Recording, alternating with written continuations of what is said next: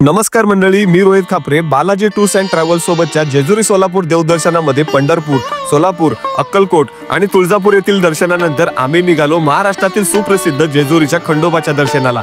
सोन्याच्या जेजुरीचा महिमा जगभर प्रसिद्ध आहे आणि आज मी हा सोनेरी अनुभव तुमच्यापर्यंत पोहोचवणार आहे. सकाळी जोगेश्वरी मिसळ येथे बालाजी टूरच्या माध्यमातून उत्तम अशा नाश्त्याची व्यवस्था करण्यात आली होती. त्यानंतर आम्ही निघालो जेजुरीला. मित्रांनो, सोन्याचे जेजुरी का म्हणतात हे तुम्हाला माहिती आहे का? हा सुंदर परिसर हळदीच्या रंगाने झळाळून उठला आहे. असं म्हणतात की इथली हळद ही संपत्ती आणि सौख्याचं प्रतीक आहे. जो कोणी इथे येतो तो खंडोबाच्या कृपेने सोन्यासारखा नशीबवान होतो.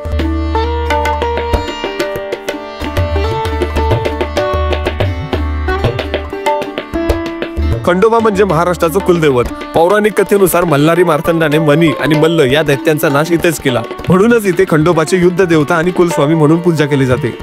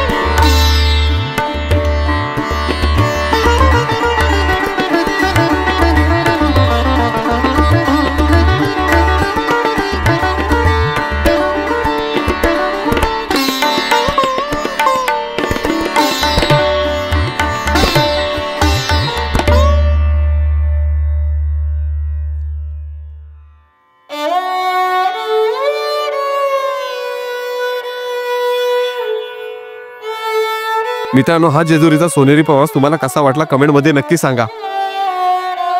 खंडोबाच्या दर्शनानंतर बालाजी टूरच्या माध्यमातून उत्तम अशा जेवणाची व्यवस्था करण्यात आली होती. त्यानंतर आम्ही निघालो नारायणपुरातील एकमुखी दत्त मंदिरात. नारायणपुरातील हे दत्त मंदिर खरंच खूप पॉझिटिव्ह आणि प्रसन्नतेच्या वातावरणाने भारलेलं आहे. त्यानंतर आम्ही गेलो प्रति बालाजी मंदिरात. या ठिकाणी हुबेहूब बालाजी मंदिराची प्रतिकृती साकारलेली आहे. हे मंदिर खूप पाहण्यासारखं आहे. तुम्ही या मंदिराला भेट दिले का? कमेंट मध्ये नक्की सांगा.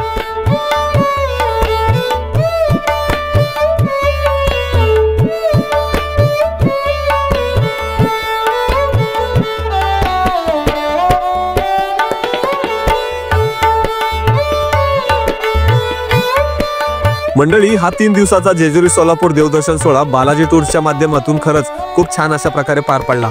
तुम्ही ही जेजुरी सोलापूर देवदर्शनाचा विचार करत असाल तर बालाजी टूर्सला नक्कीच संपर्क करा. बालाजी टूर्स अँड ट्रॅव्हल्स, सेवेत तडजोड नाही.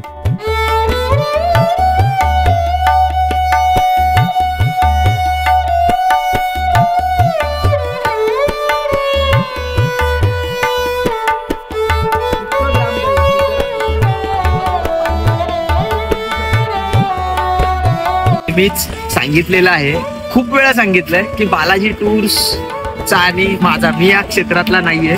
बालाजी टूर्स हे मी रागात चालू केलेलं आहे. एका ट्रॅव्हल इंडस्ट्रीमध्ये म्हणजे एका ट्रॅव्हलने जाताना माझा अपमान झालेला आणि तो राग माझ्या डोक्यात होता आणि त्या रागात मी बालाजी टूर्स चालू केलंय. नवीनच आहे, 2 वर्ष झाले चालू करून.